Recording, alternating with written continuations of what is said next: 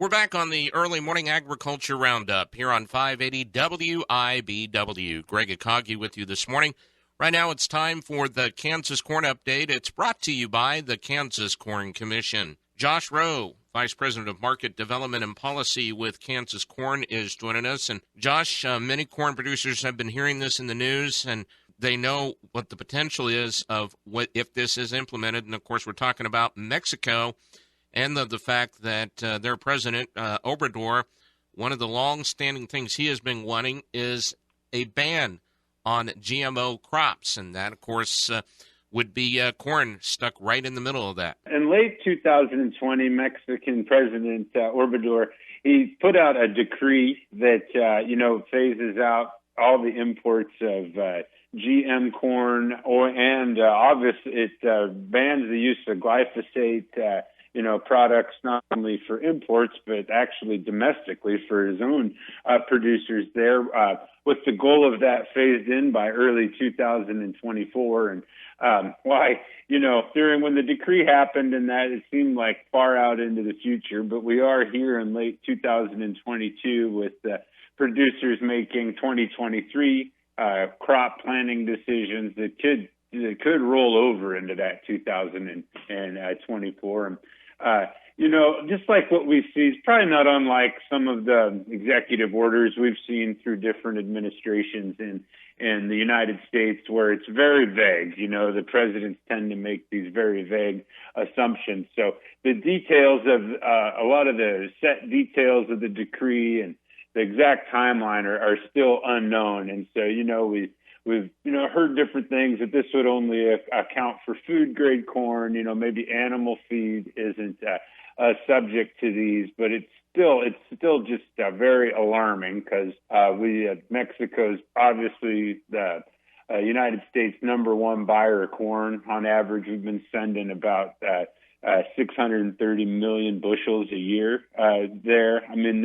Mexico's domestic corn production's relatively small, just usually a little over 1 billion bushels a year. That puts them lower than the size of smaller, I guess, the state of Nebraska's corn production, to put things in perspective. So it's very vague, and wondering if they could pull it off, but still something that we really encourage our administration to take seriously. To that degree, asking you then, what will this mean to growers, really depends on, as so many things are, the devil's in the details. Yeah, and that really is.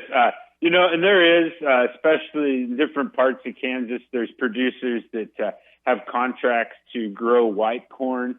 A good amount of that is, from Kansas is processed either in Nebraska. We ship a lot down to Texas, but most of that does, make its way, or a good deal across the Mexican border. And that is something that's very much that we know is in the crosshairs. But then again, a vast majority of what Mexico imports is that just standard yellow corn. But that yellow corn goes into both feed and food streams. So it's really unclear how that would happen. What we do know, kind of what those impacts are, to put it in perspective, how they would replace 16 million metric tons or 630 million bushels of corn they're currently importing with a non-GMO variety. It's just not possible on the world market, and so that's what we've seen some studies out of both Mexico and the U.S. that if they did that, just on the food side alone, corn prices would increase 19%, and tortilla prices in Mexico would spike 16%. And the Mexican consumer right now, they're faced with those same inflationary high food price challenges that we are in America.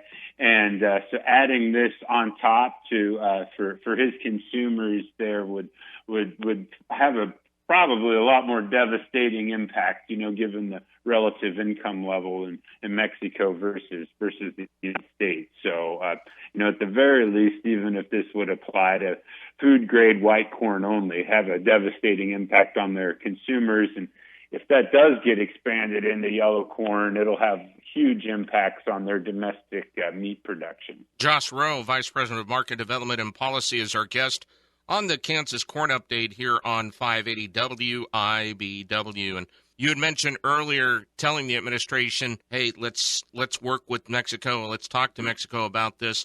Is that one of the things that can be done to alleviate the situation, or are there other things that could be done? Yeah, I really think kind of the industry, we're really strongly encouraging our U.S. Trade Representative, Ambassador Catherine Tai, to open up a formal, kind of start the formal process. It's through the USMCA, the U.S.-Mexico-Canada agreement. There is a structured process that she could open up now to for this to show that it's not viable under those terms, and really put on public record what these impacts are. And unfortunately, that is something that the ambassador and the Biden administration has chosen not to act on.